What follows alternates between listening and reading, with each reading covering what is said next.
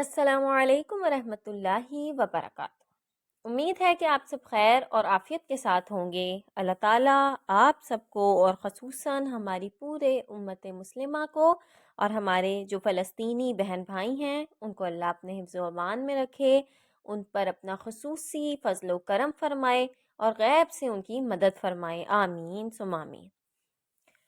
हम लोग पिछले लेसन्स में इजहार और इख्फा पढ़ के आ चुके हैं, तो मैं आज दोबारा रिपीट कर देती हूँ कि नून साकिन और तनवीन के 4 कायदे हैं, जिसमें से नंबर 1 है इजहार, 2 है इख्फा, 3 है इदगाम, 4 है इकलाब, जिसमें से हमने इजहार और इख्फा अपने पिछले लेसन्स में पढ़ लिया है।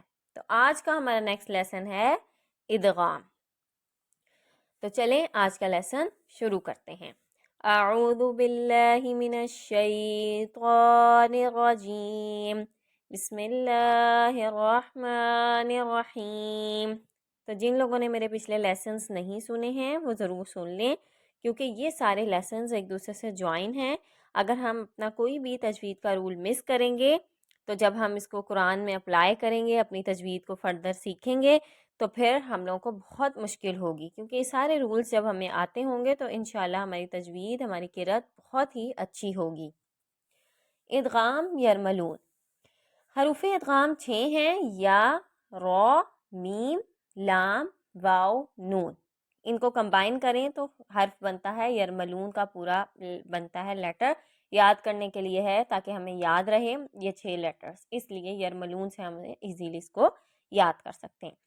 अब ये कायदा क्या है? ये कायदा है कि जब दो ज़बर, दो ज़ेर, दो पेश, जिसको तनवीन कहते हैं, या नून साकिन, नून के ऊपर जज़म हो, उसके बाद हरूफ यरमलून में से लाम और राय, ठीक है, यानी पीछे के हर्फ तनवीन हो या नून साकिन हो और अगले हर्फ में लाम आ जाए या रॉ लिखा हुआ हो, उस सूरत में हम गुन्ना नहीं करेंगे, बगैर गुन्ना के मिला के पढ़ना है हमने।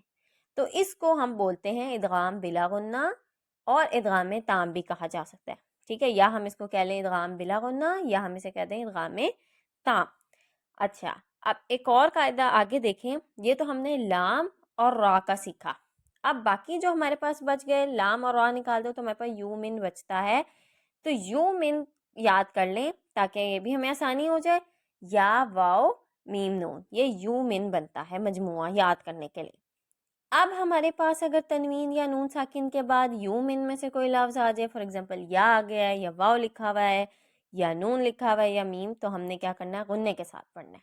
इजी हो गया कि सिर्फ लाम और रा को निकाल दें, ठीक है।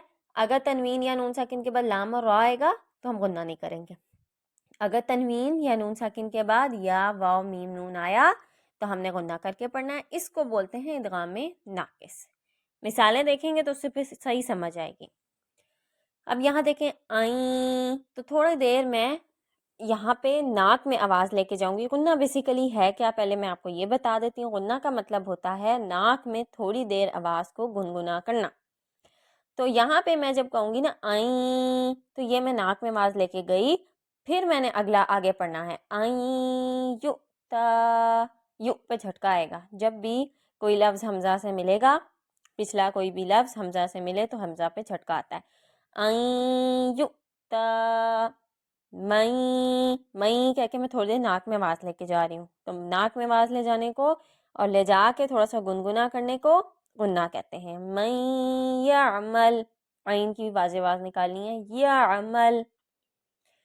मी यौमिन, मी, मीम जब या से मिलेगा नून की थोड़ी सी आवाज़ आएगी, मिन नहीं ना कहेंगे हम, मीम को सीधा या से मिला देंगे। मी यौमिन।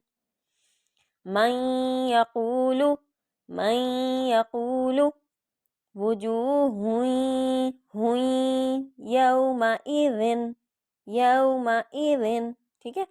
अन यशाअ, ये ऊपर बड़ी मद है, इसको हम 4 से 5 अलिफ के बराबर लंबा करके पढ़ते हैं। अन यशाअ, पहले मैं नाक में आवाज़ लेके गई आई कह के, फिर यशा को क्यों लंबा किया मैंने शाह को? क्योंकि ऊपर मद आ गई, बड़ी मद।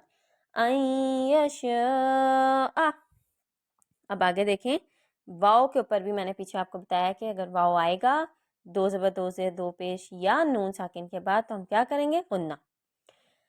الہا واحدا، الہا واحدا. یا دا میں نے کیوں کہا ہے؟ میں وقف کر رہی ہوں. اگر میں واحدن کہہ رہی ہوں تو ایسے بھی پڑھ سکتے ہیں، لیکن پھر وہ وقف نہیں ہوگا. وقف کے رولز بھی انشاءاللہ میں آپ کو جلد سکھاؤں گی. رحیم ودود، رحیم، مو کیا کیا میں نے؟ غنہ. ایوں وہبت، ایوں وہبت، من ورائہم، من ورائہم،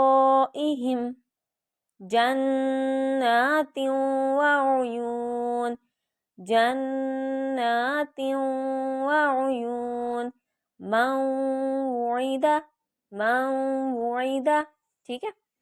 اب آگے دیکھیں، میم پہ بھی جب بھی میم آ جائے آگے، پچھلے حرف کے اوپر تنوین ہو یا نون ساکن اور آگے میم آئے تو بھی غنہ ہے. رسول من اللہ، رسول من اللہ. ٹھیک ہے. صراطا مستقیما. غنہ دیکھیں میں کیسے کر رہی ہوں. عمن، عمن، خیر من، خیر من، من مثلہ، من مثلہ. ٹھیک ہے. کیسے میں نے میم کو میم سے ملا کے غنہ کیا ہے. اچھا اب نون آ جائے تو بھی غنہ ہوتا ہے. من نبی، من، ٹھیک ہے ایسے. نورا نہدی، نورا نہدی، من نعمت، من، ٹھیک ہے. لمن نرید، فمن نکث، من ناصرین، من، ایسے ناک پہ میں لے جا کے کیسے میں نے غنہ کیا. اب ہمارے دو قاعدے رہ گئے جو تھے لام اور را کے. اب لام آئے گا تنوین یا نون ساکن کے بعد، یا را آئے تو غنہ نہیں ہوگا. جیسے میں مل لدنہ فوراً پڑھ دوں گی، مل کہہ کے ناک میں نہیں لے کے جاؤں گی آواز کو. مل لدنہ، مل لدنہ، کل لہ، کل لہ، یکن لہ، رزقا لکم، رزقا لکم، اُفل لکم، من لبن، من لبن. ایسے وقف کیا اس لیے میں نے لبن کہا ہے، نہیں تو من لبن بھی پڑھ سکتے ہیں. ٹھیک ہے. اچھا اب را آ جائے تو کیسے ہم نے ادھر بھی غنہ نہیں کرنا، غنہ کے بغیر پڑھنا ہے.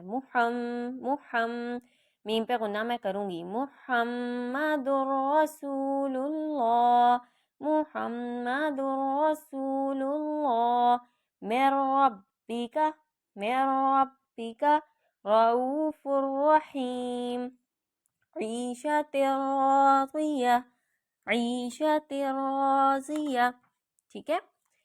تو آج کی اس ویڈیو میں ہم نے کیا سیکھا کہ ادغام کیا ہے، کن کن حروف پہ ادغام کیا جاتا ہے، اور اگر یہ کہیں بھی آئیں گے تو ان کو کیسے پڑھنا ہے.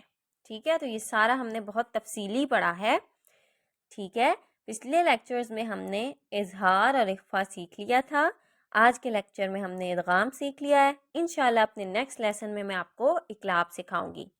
تب تک کے لیے دعا میں مجھے یاد رکھیے گا، اور اگر میری ویڈیوز اچھی لگیں تو پلیز ان کو لائک اور سبسکرائب ضرور کیجیے گا تاکہ اور لوگ بھی اس سے فائدہ اٹھائیں اور اپنی تجوید کو زیادہ سے زیادہ بہتر بنانے کی کوشش کریں. اللہ تعالیٰ آپ کی اور میری کوششوں کو قبول و منظور فرمائے. آمین ثم آمین. السلام علیکم ورحمۃ اللہ وبرکاتہ.